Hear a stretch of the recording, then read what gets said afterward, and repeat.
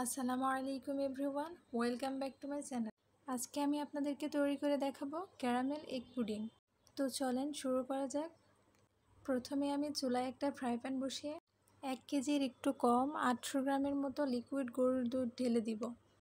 এবার চুলার আঁচ মিডিয়ামে রেখে দুধটাকে ভালোভাবে জাল করে নিব। এই তো দেখতে পাচ্ছেন আমি দুধটাকে জাল করে অর্ধেক করে নিয়েছি। এবার আমি চুলা থেকে নামিয়ে সম্পূর্ণ ঠান্ডা করতে দিব। ক্যারামেল তৈরির জন্য চুলায় আমি একটা ফ্রাই প্যান বসিয়ে দিয়েছি। দিয়ে দিচ্ছি 3 টেবিল পরিমাণ চিনি,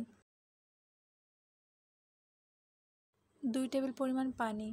ক্যারামেল তৈরির সময় চেষ্টা করবেন একটু পানি দেওয়ার, যাতে করে ক্যারামেলটা পুড়ে যাওয়ার ভয় থাকবে না।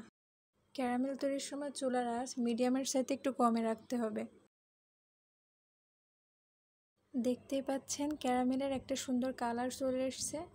এখন আমি যেই পাত্রে পুডিং তৈরি করব ওই পাত্রে ক্যারামেলটাকে সেট করে নেব। এই তো ক্যারামেলটাকে আমি এখন ঢেলে নিচ্ছি। দেখুন কত সুন্দর একটা লাইট কালার এসছে। এখন আমি পুডিংয়ের মিশ্রণটা তৈরি করে নেব। আমি এখানে 2টা ডিম ভেঙে নিচ্ছি। এরপর দিয়ে দিচ্ছি চিনি। চিনিটা আপনাদের টেস্ট অনুযায়ী দিবেন। এখন আমি উপকরণ দুটিকে ভালোভাবে বিট করে নিব।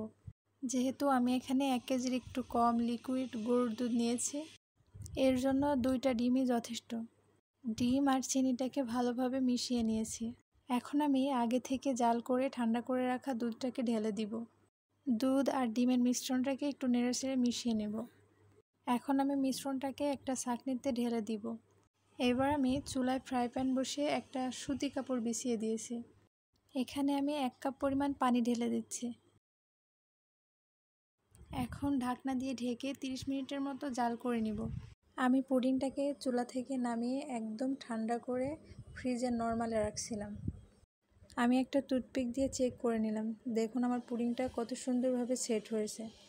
ভিডিওটি দেখার জন্য আপনাদেরকে অসংখ্য ধন্যবাদ। আল্লাহ হাফিজ।